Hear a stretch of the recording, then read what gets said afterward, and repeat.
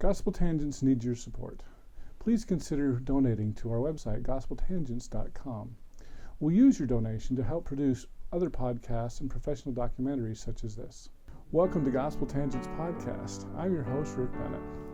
We've been talking a lot about the ban, but when did the ban actually begin?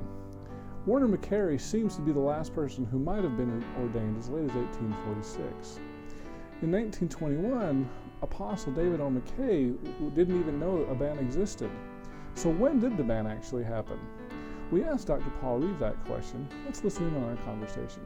So do you know when approximately that time was where they went from embracing, other religious and ethnic minorities to pushing them away?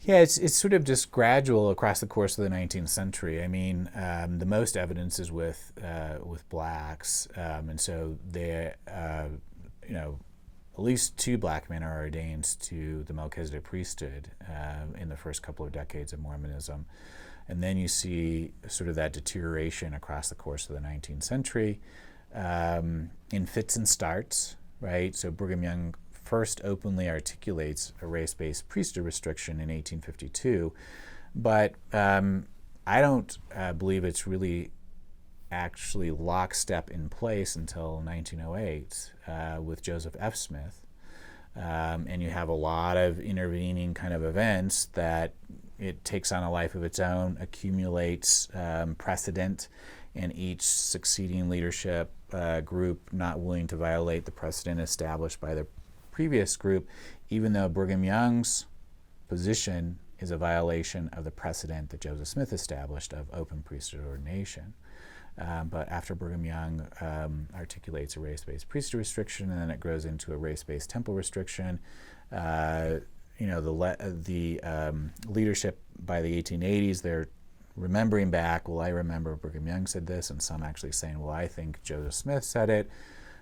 Or it began with Joseph Smith. And the last brick, I think, is in place in 1908 when the black priesthood holders are erased from collective Mormon memory. Joseph F. Smith, in a 1908 meeting, will simply say that Joseph Smith himself declared Elijah Abel, a black priesthood holder's ordination, null and void himself. There's no evidence that that's true, but he's falsely remembering back in 1908. And so once you have that as the new memory, like you've erased the black priesthood holders from collective Mormon memory, and the new memory moving forward then is that this restriction has always been in place. It was there from the beginning. Joseph Smith began it. We can't do anything about it. It's going to take a revelation to get rid of it. And I think that transition takes place in 1908. That very same meeting, Joseph F. Smith will say that missionaries should no longer proselyte amongst black people, that if they want to get baptized, it's going to be of their own volition, but missionaries shouldn't actively go out seeking converts amongst them, which is absolutely a very different perspective than animated the early years of Mormonism, where missionaries were preaching in all groups. So there's a letter from the president of the Northern States Mission in the 19-teens, I can't remember the exact year, and it simply says, well, we have 3 black families in the Northern States Mission. There's one in Wisconsin, there's one in Indiana, there's one in Minnesota. The problem is when our missionaries bring white investigators to these congregations, they are repelled. They say that we don't want to worship with black people, and so I've instructed my missionaries to stop proselyting in black neighborhoods. So that's how Mormonism becomes known and branded as a white church, right? They stop actively proselyting amongst black people because by that point, remember, the Supreme Court has put its stamp of approval on segregation, on separate but equal. And you have white investigators showing up to these congregations, seeing black families, and they're saying, oh, those people should be segregated. We don't want to worship with them. And it's deemed by the mission president in the Northern States Mission as too problematic. So his solution is, well, he tells his missionaries stop proselyting in black neighborhoods. That's interesting. I've had a debate with a few other people about when did the ban actually start? So interesting. You've taken the opposite position of me. To me, it looks like, from my research, it looks like the last person ordained, last black man ordained, was 1846. Warner McCary in Nauvoo. I believe it was Orson Pratt, Orson Hyde, I don't remember. But no one was ordained after that. And so I guess you could call that period from 1846 to 1908 as kind of a de facto ban. Maybe, I actually did want to get into 1852 as well, Sure. As we talk Sure. about that. But, I mean, would you agree that, yeah, there was kind of a de facto ban? Because Warner McCary, boy, he was a colorful person. Maybe you could talk a little bit about him. Sure. Yeah, so, to be clear, what I'm saying is, they aren't actively ordaining black men to their priesthood, at least as much as they are aware, during that time period. But it's still not completely solidified in my estimation, like the last brick in this wall of racial restriction. So I see it accumulating bricks, right, across the course of the 19th century. The last brick is 1908, when you erase from collective Mormon memory Elijah Abel as a black priesthood holder. So there's a meeting in 1879 when Elijah Abel appeals to be sealed to his wife and to have his endowment. And so I suggest then in the book, which touches off an investigation. John Taylor, who's then the leader of Mormonism, leads this investigation. So if the racial restriction is unambiguously in place as late as 1879, why do you need to have an investigation? If it's completely understood and everyone's on board, why investigate? And that's 1879. So as late as 1879, there are questions about what do we do when Elijah Abel wants to be sealed to his wife and get his endowment.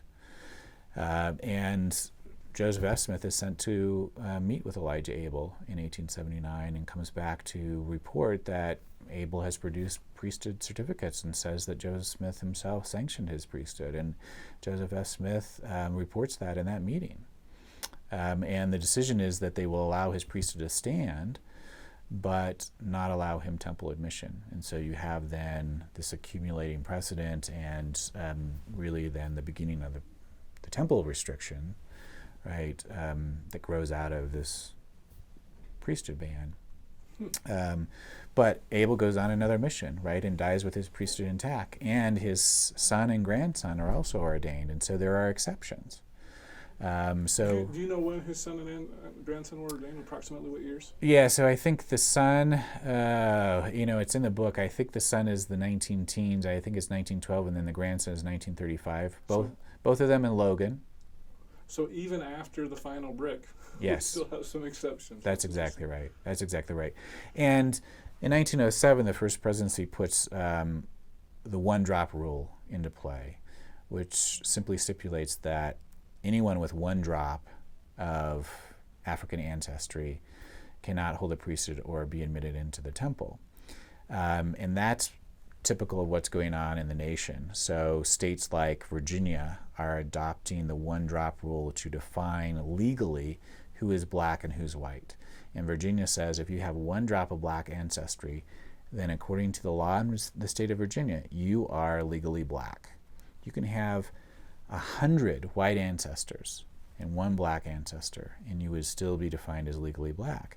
And the same thing then that the First Presidency articulates in 1907 for priesthood and temple admission is a one-drop policy. So that's a policy impossible to enforce. We know now, especially with DNA. And so there are all kinds of exceptions. If the one-drop rule is the standard, all kinds of exceptions that make it through, a wall that's becomes, impossible to police. Yeah.